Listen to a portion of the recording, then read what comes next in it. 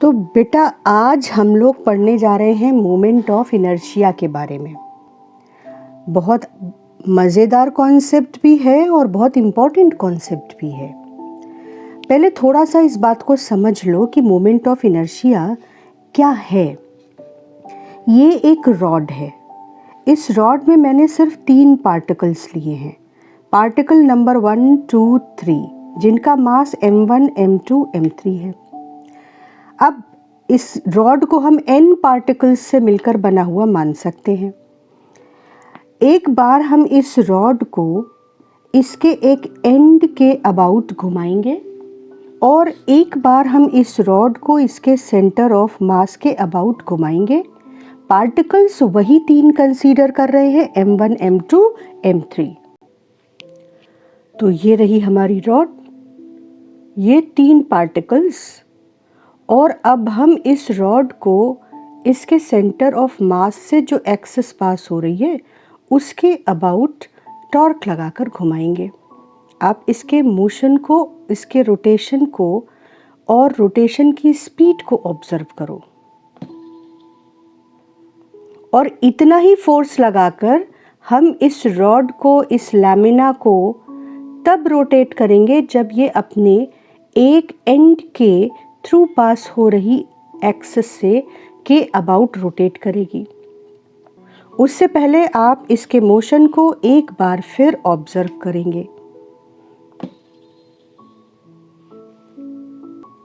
और ऑब्जर्व करेंगे m1, m2, m3 की axis of rotation, point of rotation से डिस्टेंस। और अब हम इस लैमिना को, इस रॉड को, जो कि रॉड रिप्रेजेंट कर रही है, एक्चुअली ये रॉड नहीं है, तो इस रॉड को अब हम इस एक्सिस के अबाउट रोटेट करेंगे, ठीक है। और इस बार ये इसके एक एंड से पास हो रही एक्सिस है, तो आप इसके मोशन को बहुत ध्यान से ऑब्जर्व करेंगे। क्या आपने ये देखा कि इसने किस तरीके से स्लो स्पीड में रोटेट किया? एक बार फिर से देखिए। और उतनी ही तेज फोर्स मैं अप्लाई करूंगी। मैं कोशिश कर रही हूं कि सेम फोर्स अप्लाई हो।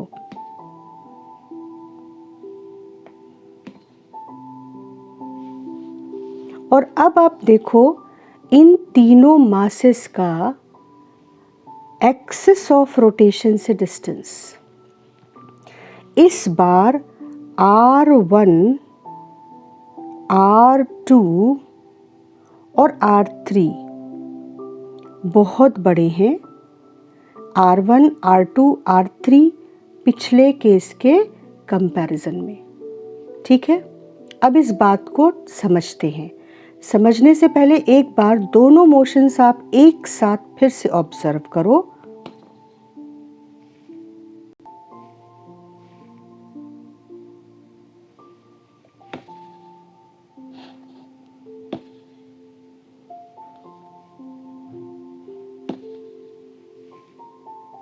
तो बच्चों, हमने क्या ऑब्जर्व किया कि जब हम उसे एक एंड के अबाउट रोटेट करा रहे थे तो वो मुश्किल से रोटेट हो रही थी, और जब हम उसे सेंटर ऑफ मास के अबाउट रोटेट करा रहे थे तो वो तेजी से, आसानी से रोटेट हो रही थी, ज़्यादा रिस्पॉन्स कर रही थी और एंगुलर एक्सेलरेशन ज़्यादा प्रोड्यूस हो रहा था। और इन दोनों सिचुएशन में फ़र्क क्या था? यहाँ पर m1, m2, m3 axis of rotation या पॉइंट ऑफ रोटेशन इससे काफ़ी दूर थे, और यहाँ पर m1, m2, m3 axis of rotation से नज़दीक थे रिलेटिवली। तो मोमेंट ऑफ इनर्शिया हम डिफाइन कैसे करते हैं? ये सारे पार्टिकल्स के लिए sum of mass into their distance from axis of rotation square, m1 r1 square plus m2 r2 square plus and so on nth particle into rn square, mass of nth particle into rn square. So it is sum of all the particles mass into their distance from the axis of rotation square. ये यहाँ और यहाँ क्या बदला? Distance of mass from the axis of rotation बदला. इसको हम technically बोलते हैं कि एक्सिस ऑफ रोटेशन बदलने से एक्सिस ऑफ रोटेशन के अबाउट मास डिस्ट्रीब्यूशन बदल गया. यहाँ पर एक्सिस ऑफ रोटेशन के दोनों साइड में मासेस एक्सिस ऑफ रोटेशन के पास हैं और यहाँ पर मासेस एक्सिस ऑफ रोटेशन से रिलेटिवली दूर हैं.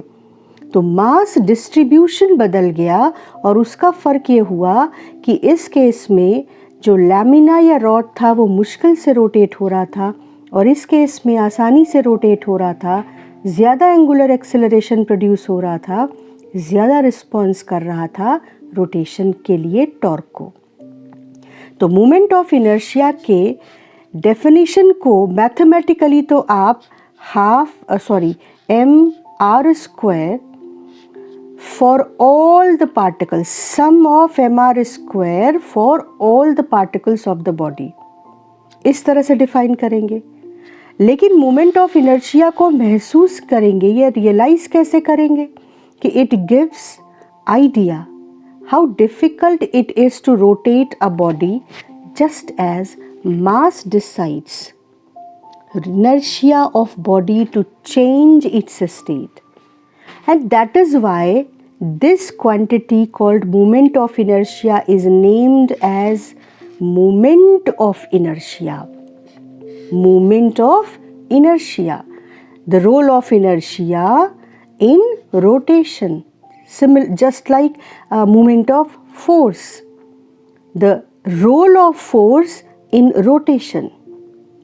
Now, if the question is define moment of inertia, then again children, problem वही है कि बात अगर हमें समझ में आ गई है और हमें बोर्ड में आंसर करना है तो हमारे पास स्पेसिफिक और टेक्निकली करेक्ट डेफिनेशन होनी चाहिए और वो ज़रूरी भी है.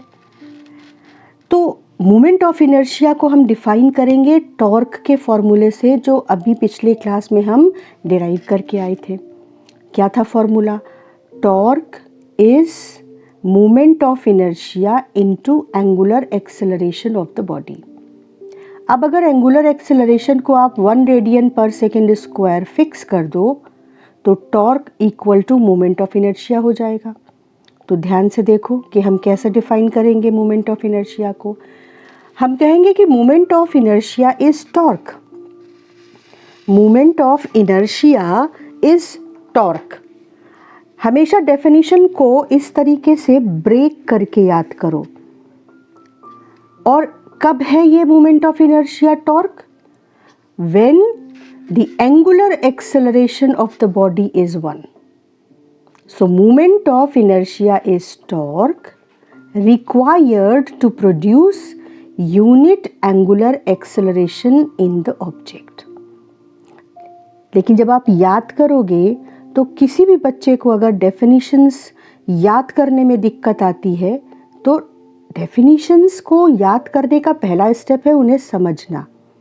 दूसरा स्टेप है उनको तोड़कर खुद को समझाना कि भाई मोमेंट ऑफ इनर्शिया और कुछ नहीं टॉर्क है. और कब है?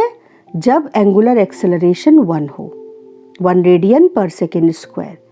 और उसके बाद आप उसको प्रॉपर डेफिनेशन में खुद को समझाएंगे तो कहीं ज़्यादा आसानी से आप उस स्टेटमेंट को याद कर पाएंगे. Moment of inertia is torque required to produce unit angular acceleration in the object. ठीक है. अब एक दूसरा बहुत इंपॉर्टेंट क्वेश्चन पूछते हैं कि मोमेंट ऑफ इनर्शिया किन फैक्टर्स पर डिपेंड करता है.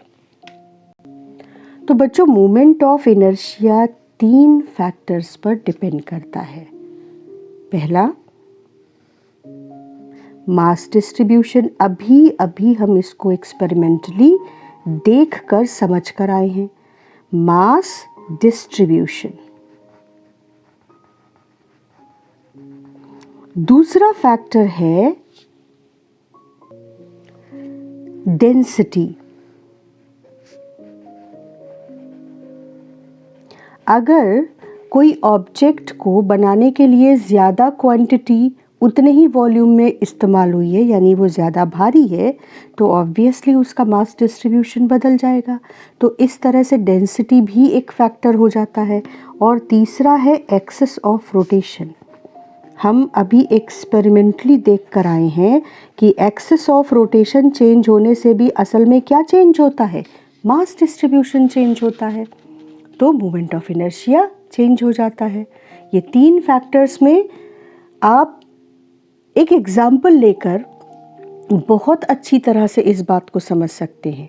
साइकिल के पहिए का रिम ध्यान से देखो, आपको हमेशा उस रिम में सारा मास उसके सरकमफरेंस पर कॉन्सेंट्रेटेड मिलेगा। बीच में उसको सपोर्ट के लिए तीलियां दी होती हैं, स्पाइक्स दी होती हैं। ऐसा क्यों है? क्यों हम एक डिस्क नहीं ले लेते और उस पर रबर लगाकर उसको पहिए की तरह यूज़ करते हैं? क्योंकि सारे मास को उसके रिम पर, उसकी सरकमफरेंस पर कॉन्सेंट्रेट करके हम एक्सेस ऑफ रोटेशन से उसकी डिस्टेंस बढ़ा देते हैं। और अगर एक्सेस ऑफ रोटेशन से उसकी डिस्टेंस बढ़ जाएगी तो यहाँ पर समेशन mr स्क्वायर, इस केस से कहीं ज़्यादा होगा। क्योंकि इस केस में अगर इतने ही मास को आप डिस्क के शेप में ढालकर इस व्हील को बनाएं तो एक्सिस ऑफ रोटेशन से जो मास है वो रिलेटिवली नज़दीक होगा। कुछ मास रिम पर है और बाकी मास रिलेटिवली पास है। तो इस केस में जो मोमेंट ऑफ इनर्शिया होगा वो कम होगा रिलेटिवली इस केस के। और मोमेंट ऑफ इनर्शिया बढ़ जाने से फ़ायदा क्या हुआ कि जब आप मैनुअली पैडल करना छोड़ देते हैं तब भी साइकिल काफ़ी दूर तक रोल करती चली जाती है। तो इसीलिए साइकिल के पहिए में हम इस तरीके का मास डिस्ट्रीब्यूशन यूज़ करते हैं। तो मोमेंट ऑफ इनर्शिया के कॉन्सेप्ट पर हम लोगों ने काफ़ी बात करी और आई होप कि आपको बहुत अच्छी तरह से जो थ्योरेटिकल क्वेश्चंस पूछे जाते हैं उनके साथ साथ उसका कॉन्सेप्ट भी समझ में आ गया होगा। अब हम लोग आते हैं मोमेंट ऑफ इनर्शिया के कैलकुलेशन पर। कैलकुलेट कैसे करेंगे मोमेंट ऑफ इनर्शिया के डिफरेंट केसेस में, डिफरेंट क्वेश्चंस को। तो चलो कुछ क्वेश्चंस डिस्कस कर लेते हैं।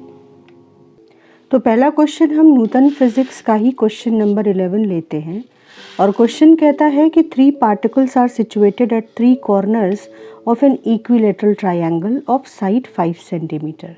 Find moment of inertia about an axis which is passing through one of the corner and perpendicular to the plane of paper. That means we are talking about this axis, right? This axis perpendicular to plane of triangle and passing through one of the corners.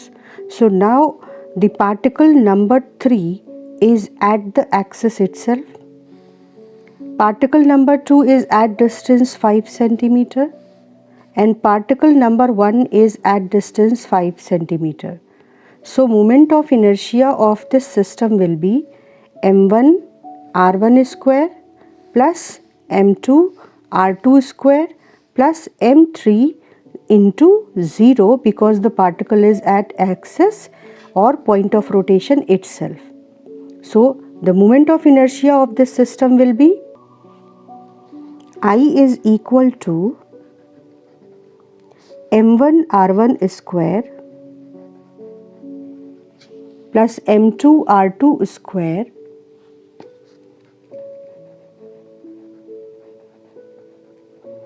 plus m3 r3 square,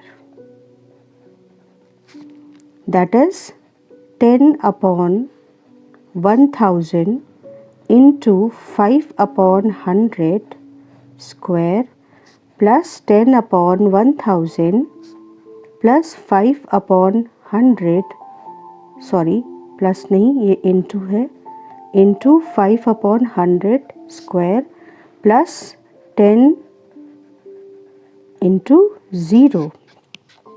So your answer will be 5 into 10 to the power minus 5 kilogram meter square. The unit of moment of inertia will be kilogram meter square. है ना simple. अगला सवाल देखते हैं। Second question is moment of inertia of a system you have to find in which 4 particles are situated at 4 corners of a square. And you have to find moment of inertia about an axis which is passing through center of mass, but the axis is parallel to plane of a square.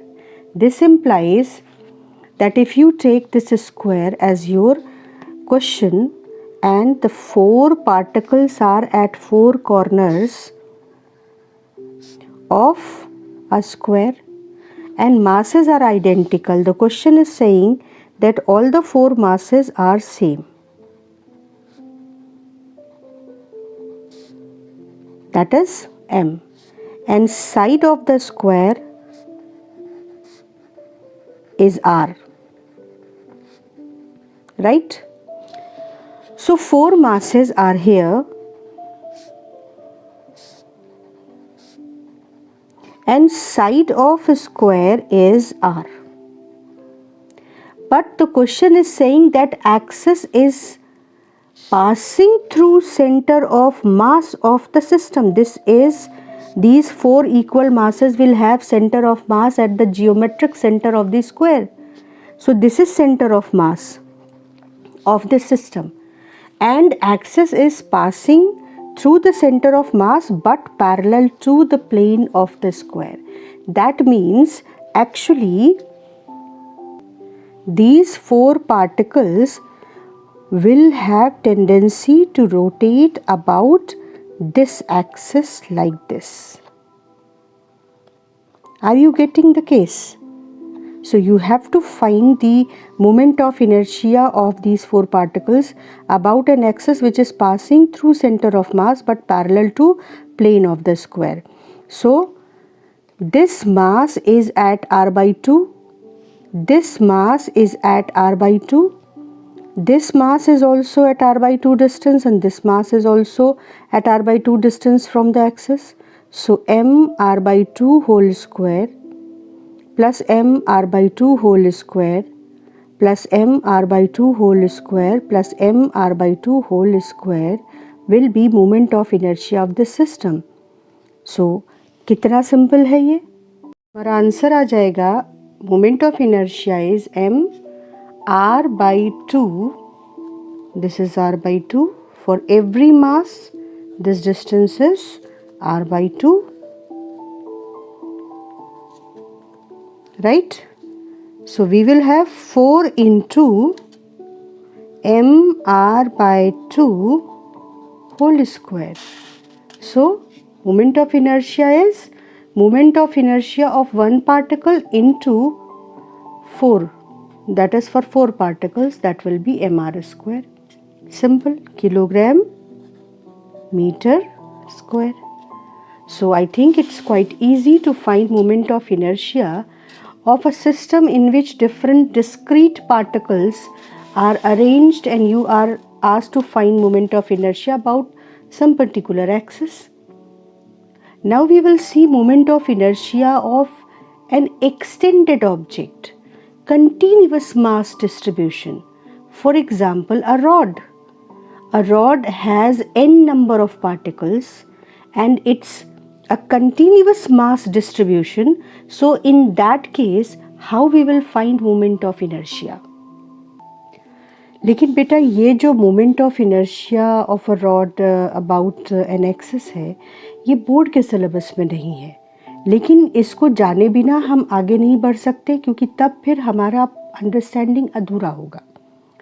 तो बेटा इस rod का derivation करने से पहले मैं ये बता दूं, मोमेंट ऑफ इनर्शिया का डेरिवेशन करने से पहले कि ये आईएससी के सिलेबस में नहीं है, लेकिन अगर हम इस डेरिवेशन को समझे बिना आगे बढ़ते हैं तो हम कंटिन्यूअस मास डिस्ट्रीब्यूशन के मोमेंट ऑफ इनर्शिया को समझे बिना ही आगे बढ़ जाएंगे, जो टॉपिक की अंडरस्टैंडिंग के लिए बिल्कुल ठीक नहीं है। तो हम ये एक सिंपल सा केस लेते हैं जिसमें हम रॉड की मोमेंट ऑफ इनर्शिया को इसके परपेंडिकुलर बाइसेक्टर एक्सिस के अबाउट देखेंगे।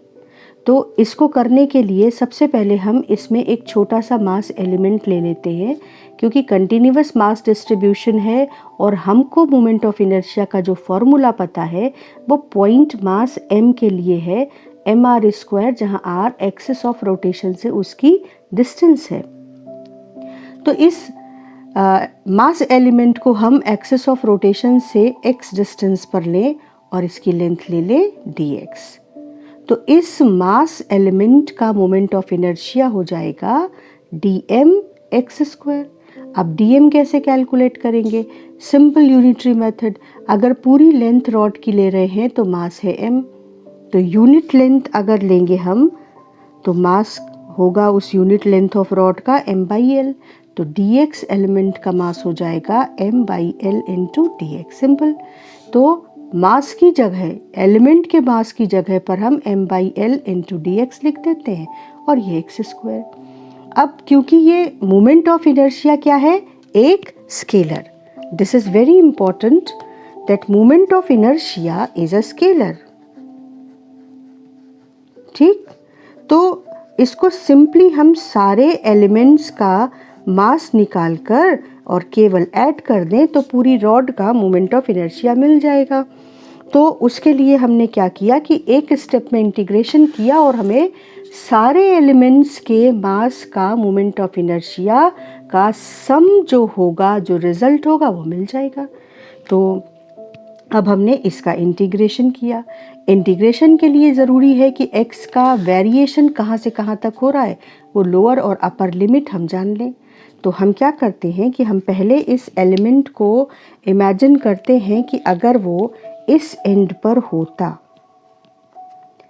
तो एक्सिस ऑफ रोटेशन को ओरिजिन लेकर हम देखते कि इस एंड पर उसकी पोजीशन क्या होती, l/2 on the left side of the origin, that is -l/2। Similarly अगर यही एलिमेंट हमने बिल्कुल राइट एंड पर लिया होता तो इसकी पोजीशन ओरिजिन यानी एक्सिस से होती +l/2। तो जो लिमिट्स हम लेंगे वो -l/2 से +l/2 लेंगे और जो एक मास एलिमेंट का मोमेंट ऑफ इनर्शिया है उसको इंटीग्रेट कर दिया। कांस्टेंट टर्म्स को बाहर लिया तो x² dx का इंटीग्रेशन हमको मिल गया x³/3। अब इसमें लिमिट्स रखेंगे तो ये जो 3 है इसको बाहर ले लेते हैं, तो लिमिट्स रखेंगे तो l/2 x की जगह रखेंगे तो हमको मिलेगा l/2 का होल क्यूब माइनस l/2 का होल क्यूब। अब जब 2 का क्यूब करेंगे तो 8 मिलेगा और इस माइनस को क्यूब करेंगे तो माइनस ही रहेगा। तो ये टर्म आपको मिल जाएगा l³/8 और ये टर्म l³/8 और यहाँ पर साथ में 3 भी है। तो हमको मोमेंट ऑफ इनर्शिया का फाइनल जो सॉल्यूशन मिलेगा वो मिलेगा 2ml³/3 × 8 × l। ये एक l इससे कैंसिल हो जाएगा और ये 4, तो हमको मिलेगा ml²/12। तो किसी रॉड का मोमेंट ऑफ इनर्शिया उसके परपेंडिकुलर बाइसेक्टर के अबाउट ml²/12 आएगा और क्या टेक्निक यूज़ करेंगे वो ज़रूर आपको सीखनी चाहिए।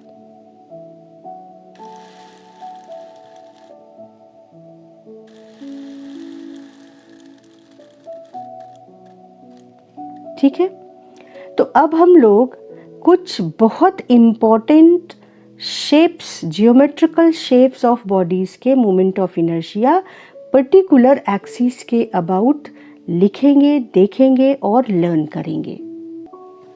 तो moment of inertia of a rod about perpendicular bisector ये हम लोगों ने अभी कैलकुलेट किया।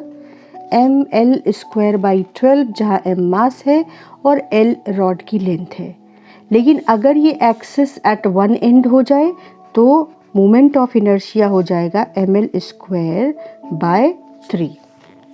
इसी तरह से moment of inertia of a solid cylinder about its axis, right, like this. Axis ये पेंसिल और सिलेंडर सॉलिड हो अगर तो मोमेंट ऑफ इनर्शिया mr² होगा, where m is mass of the cylinder and r is radius of the cylinder। लेकिन अगर ये cylinder hollow हो तो मोमेंट ऑफ इनर्शिया हो जाएगा mr²/2। Similarly, moment of inertia of a ring about an axis passing through its center of mass and perpendicular to plane of the ring। तो अगर radius of the ring r हो तो moment of inertia of ring हो जाएगा about an axis which is passing through center of mass and perpendicular to plane of the ring, वो हो जाएगा mr²।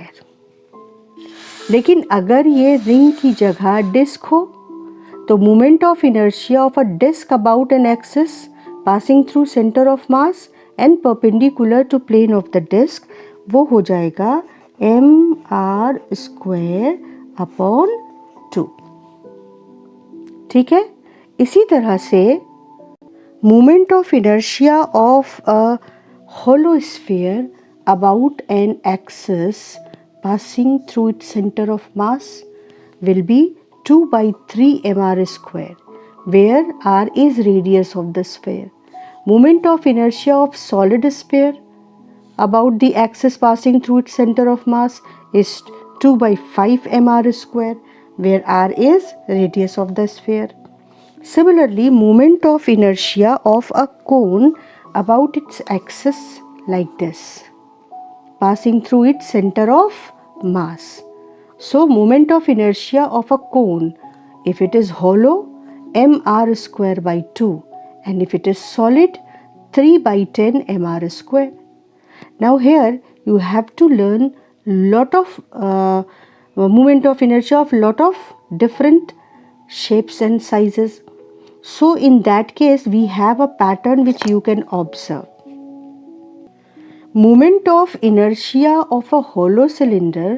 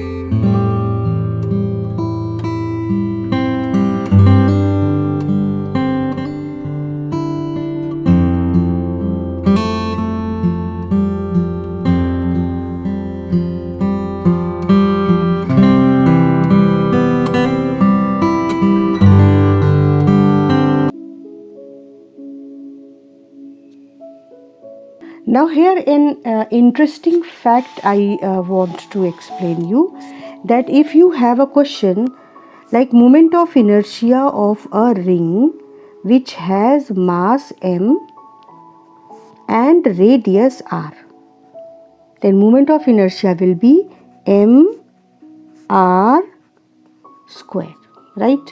But if I say moment of inertia of semicircular ring,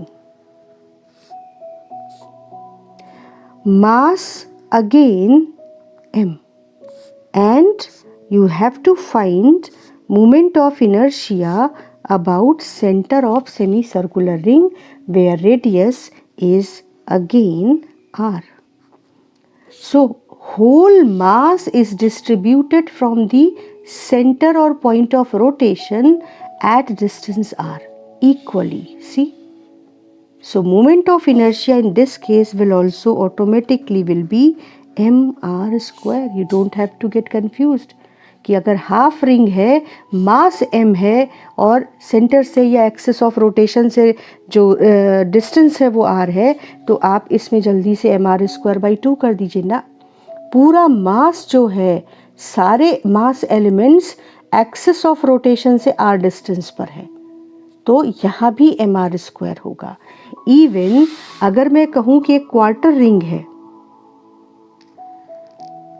इस तरह से r radius की quarter ring है यूं,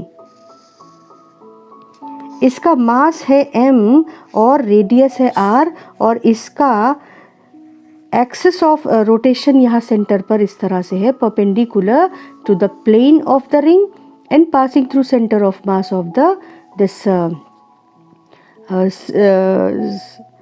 1/4 ring. तो इसका भी मोमेंट ऑफ इनर्शिया उसी लॉजिक से mr स्क्वायर हो जाएगा कि सारे mass elements axis of rotation से r डिस्टेंस पर हैं. तो ये एक कॉन्सेप्चुअल क्वेश्चन था जो बच्चों को एक नज़र में कंफ्यूज कर सकता है. तो ये क्वेश्चन मुझे एक्सप्लेन करना था. तो मोमेंट ऑफ इनर्शिया बोर्ड के लिहाज से हमने काफ़ी सॉल्व किया, समझ लिया है.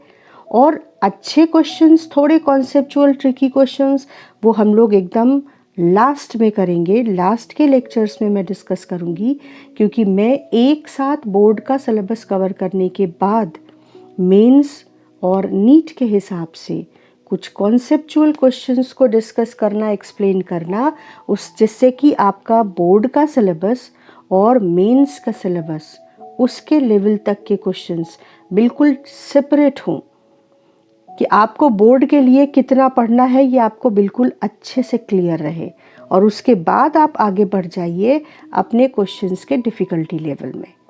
तो ये हमारा मोमेंट ऑफ इनर्शिया का अच्छा डिस्कशन था. और नेक्स्ट क्लास में हम लोग अब एक और इम्पॉर्टेंट क्वांटिटी डिस्कस करेंगे, एंगुलर मोमेंटम.